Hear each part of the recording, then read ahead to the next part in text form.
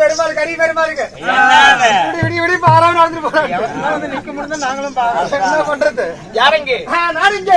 அம்மம்மா மாற்றி வந்தாங்க பெரியவர்களும் மதிப்புக்கு மரியாதைக்குரிய நம்ம இனமான சொந்தங்கள் எல்லாம் இந்த இரவு 63ஆம் ஆண்டு படைப்பா இந்த ஸ்ரீவந்த நாராயணன் எம்பெருமானுக்காக வேண்டி வருடா வருடா ஆதியை மறக்காம அந்நாளில் துவக்கி வச்ச பழனிகவுடருடைய பேரு இன்னைக்கு வெடிய வெடிய அரங்கேறுகிறது. இது 2ஆம் தலைமுறைன்னு நினைக்கிறேன். இந்த தலைமுறை நீடூழி காலமால எல்லாம் வல்லவனாகிய இது எதற்காக 1/10 உருவாக்குறாங்க? நாடு செழிக்கணும், நல்ல மழை பொழிந்து இந்த மண்ணுலக மக்கள் சுகமாக வாழ வேண்டி இதுல எல்லாருடைய பங்கு சொல்லி எழுப்பிடுங்க. சரி, எங்க ஸ்ரீமந்த நாராயண கோவிந்தா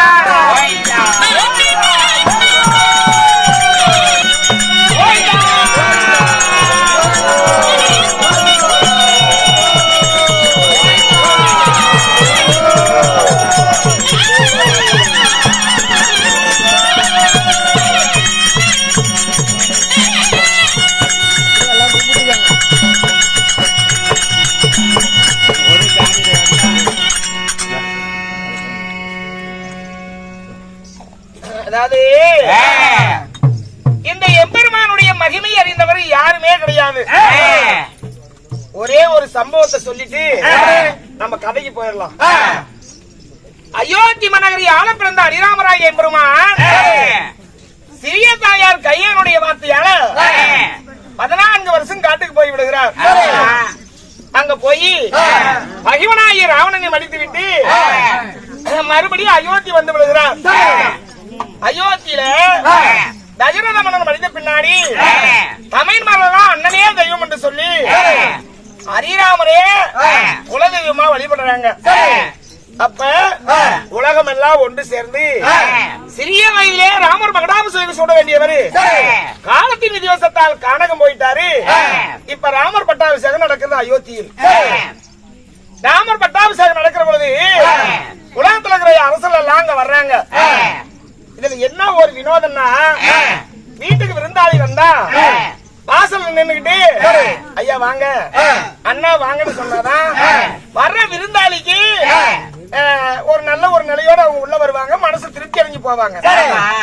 அப்போ வீட்டுல இருக்கிற பெரியவங்க ஒன்னும் அப்பா இருப்பாங்க, அம்மா இருப்பாங்க. அன்னைக்கு அயோத்தியில தசரத மன்னன் மடிந்து விடுகிறார். வர விருந்தாளியை வான்னு சொல்லணும்ல. அன்னைக்கு சிறப்பு விருந்தினரா அன்னைக்கு யாரு முன்னாடி நிக்கிறாங்க? ஆஞ்சநேயர் தான் நின்றுட்டு இருக்காரு. வர்றவங்களா வாங்க மணிமண்டபம் போவாங்க, அங்கதான் ஹரிராமர் அமர்ந்து இருக்கிறார். அத சொல்றதுக்கு ஒரு ஆள் வேணும்ல.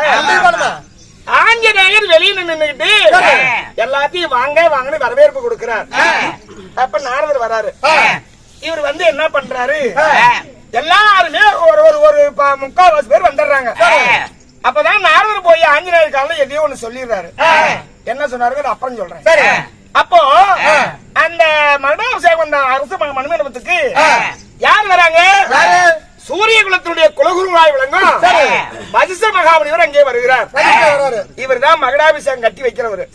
எவ்வளவு பெரிய உயர்ந்த நிலையில இருப்பாரு. ராமருடைய குரு வசிஷ்டர் மணிமண்டபம் தேடி வந்து கொண்டிருக்கிறார்.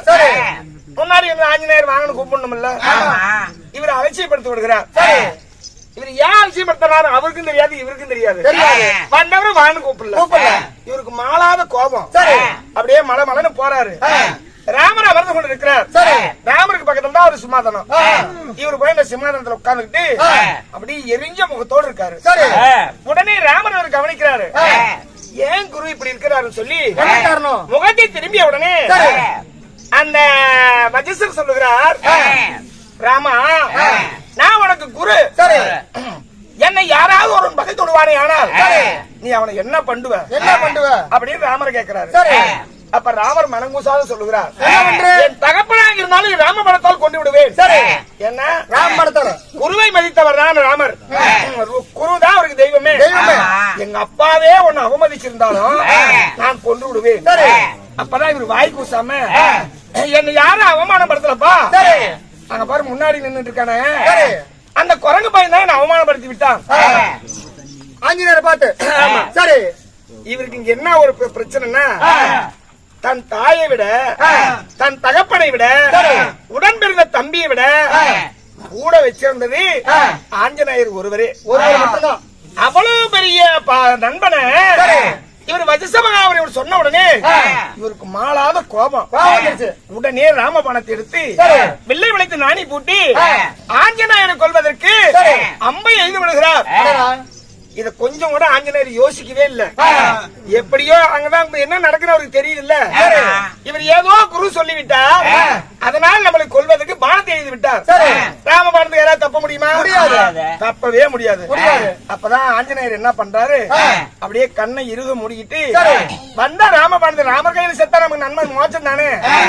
இவர் மனமே தளரல, அப்படியே நின்று கண்ணை மூடிட்டு ராமர் நேரடியே ராமர் முகத்தை பாத்துக்கிட்டு அப்படியே ராமா ராமா ராமா ராமா என்று குரல் கொடுக்கிறார். இவர் குரல் கொடுக்க இந்த வந்த ராமபானம் அப்படியே திரும்பி போயிடுச்சான். ராமபானம் எல்லாமே இல்ல ஒண்ணுதான். அந்த ஒரு வானம் சுரண்டு போனது ஆஞ்சநேயரை கொண்டிருக்கணும். ஆஞ்சநேயர் கொல்லல. ஏன்? உள்ளத்திலே ராமர் குடிகொண்டு இருக்கிறார். ராமா ராமான்னு சொல்லி ராமரையே போய் கொல்ல முடியுமா? அந்த பானம் திரும்பி வருகிறது. திரும்பி வந்த பானம் சும்மா இருக்குமா? யாரையாவது கொல்லும். அப்பதான் வஜிஷ்டர் வேகமா ஓடி போய் ராமபானத்தை கையில் பிடித்துக் கொள்கிறார். அப்பதான் யோசிக்கிறார் வஜிஷ்டர், அடே நாம தான் யோசிக்காம பண்ணிட்டோமோ. அப்பதான் ஆஞ்சநேயர் கூப்பிட்டுங்க பாப்பா, நீ ராமபக்தன் என்பதை நான் அறியாமல் உன் உள்ளத்தில் ராமர் குடியிருக்கிறாரு தெரியாம உன்னை கொல்ல சொல்லிட்டேன். தப்பு என்னதுதான், இங்க வா. எல்லாத்தையும் கூப்பிட்டிய, என்ன ஏன் கூப்பிடல? நான் என்ன சொல்லிருக்கேன்ல. அப்பதான் ஆஞ்சநேயர் சொல்லுகிறார், ஐயோ நான் ஒரு பாவம் அறியல. நாரதன் வந்து வராரு கும்பிடாதுன்னு சொன்னாரு, அதனாலதான் கும்பிடல. அப்புறம் சும்மா இருப்பாங்க. நாரதனை கூப்பிட்டு கேக்குறாங்க, ஏன் பேங்க் வந்து குசலத்தை பண்ண காரணம்? அட மண்டன் நாய்களா, நீ எவ்வளவு பெரிய உயர்ந்தவனாக இருந்தாலும் கூட இந்த ராமரை குடிகொண்ட ஆஞ்சநேயர் ஒருவரே இந்த ராமருடைய மகிமையை வெளியே கொண்டு வருவதற்கு நான் தான் சொன்னேன்னு சொல்லி நாரதர் சொன்னதா ராமாயணம் சொல்லுகிறது. இப்ப என்ன தெரியுது, இவர் அறியாதவர் யாரும் அல்ல. இவர் நினைச்சாரு யாரு வேணாலும் கொள்ளுவாரு. ஆனா வாழ வைக்கணும்னு நினைச்சிட்டாருன்னா இவரை விட்டா யாருமே ஒண்ணு பண்ண முடியாது. அதனாலதான் இவ்வளவு மழை பெஞ்சும் கூட நான் வீட்லயே கும்பிட்டேன். மழை பெஞ்சா உனக்கு தான் அவமானம், எங்களுக்கு எல்லாம் அவமானம் இல்ல. நாங்க பொட்டி கட்டிட்டு போறப்பட்ட நாங்க ஊர் சோறுங்கிறதுக்கு என்ன பண்ணுவே தெரியாது, கும்பிட்டு தான் வந்தேன். இன்னைக்கு ராமன் இருக்கிறார். இதுதான் இந்த ராமருக்காக வேண்டி அல்லும் பகல அயராது பாடுபட்டு ஊடான ஊடலாம் போய் 110 வருஷம் வசூல் செய்து இந்த பழனி கொண்டவருடைய குடும்பம் இந்த பரந்த உலகத்துல இந்த பரந்தாமல் எம்பெருமனுக்காக வேண்டி இந்த நாடகத்தை அரங்கேற்றம் செய்து கொடுத்த அவங்களும் சரியே, நமக்காக நன்கொடை கொடுத்த அந்த நல்ல உள்ளங்களும் நன்கொடை கொடுத்தாங்களா? அனைத்து நல்ல உள்ளங்களும் இப்ப கொடுத்தீங்க, உங்களுக்கு கொடுத்த அவங்களும் சரி, நாடை விட்டவரும் சரி, இதுக்கு தூண்டுகோலா இருந்தாங்களா? அப்படி வேளாத வகையில வேலை செஞ்சுட்டு கரிய பெருமாள் காத்திரம் இப்படி நன்கொடை கொடுத்தாங்க அனைத்து நல்ல உள்ளங்களும். ஐயோ எப்படி இருக்கணும்? எனக்கு தான் கொடுத்தாங்க, உனக்கு கொடுக்கல. நான் வாங்கிட்டேன். அப்புறம் நீ அதையும் சொல்லிருக்கீங்களா? நான் முன்னாடி சொல்லிவிட்டேன், நான் வாங்கி தந்துட்டேன். சரி, நான் மறந்துட்டே வாங்கி தந்தா சொல்லிவிட்டேங்க. அதனால நமக்கு உண்மையா தோளோடு தோல் கொடுத்து இவ்வளவு பெரிய ஈரத்திலையும் கூட நமக்காக வேண்டி நமக்கு துணையோடு துணை வந்த இந்த கலியுக தெய்வங்களுக்கும் நம்மளை சார்ந்த அத்தனை நல்ல உள்ளங்களுக்கும் எம்பெருமானுடைய கிருபையால அவங்க எல்லா வளமும் பெற்று அவங்க நோய் நொடி இல்லாம எல்லாரும் 100 ஆண்டு காலம் வாழணும். ராமோஜயம்.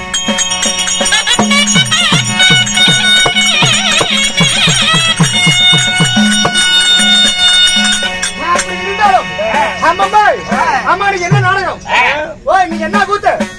அது என்ன வரைக்கும் சொல்லிட்டே இருப்பாங்க. அதையே என்ன யாருன்னு கேட்கலையே நீ? ஆமா, நீங்க யாரு இந்த நாடகத்துல? இந்த நாடகத்துல நீங்க யாரு? இந்த நாடகம் இல்லப்பா, இதுதான் நல்லத்தங்கா நாடகம். நல்லத்தங்கா நாடகம். நல்லத்தங்கா நாடகத்துல நீங்க யாரு? உங்க பேர் என்ன? குலம் என்ன? கோத்திரம் என்ன? கைந்து யாரு? யாருக்கு பிறந்தீங்க? எதுக்கு வந்தீங்க? வெளியே போகுது. என்ன யாருன்னு கேட்டல? ஆமா, நான் ஜோதி மதி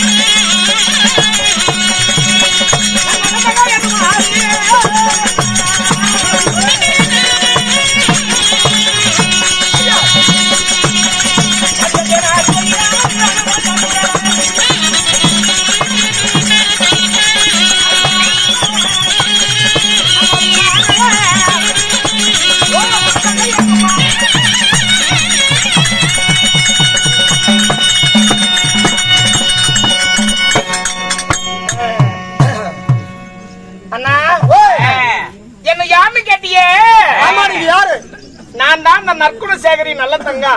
நற்குணசேகரி நல்ல தங்காள். சரி, அப்படி நல்ல தங்காலா இருந்தாலும் நம்ம நல்ல தங்காலா இருந்தாலும் நல்ல தங்கா நல்ல தங்கா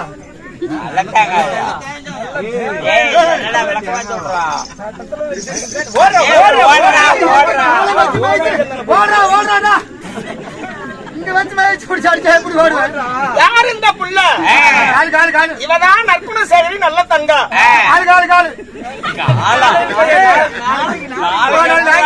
அந்த கால் இல்லப்பா, அந்த கால்ப்பா.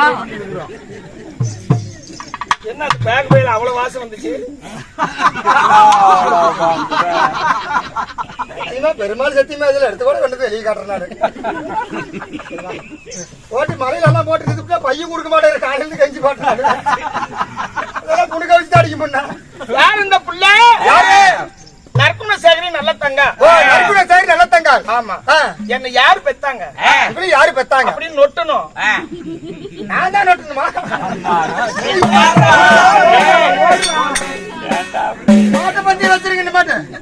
இந்த கால ஒரு காலத்து போட்டு கட்டி ஓடுறா ஓடுறா ஓடுறா. அங்க அப்படியே உலகம் அழிஞ்சு போச்சா, போச்சா அழிஞ்சு. இவர் வரல. 3500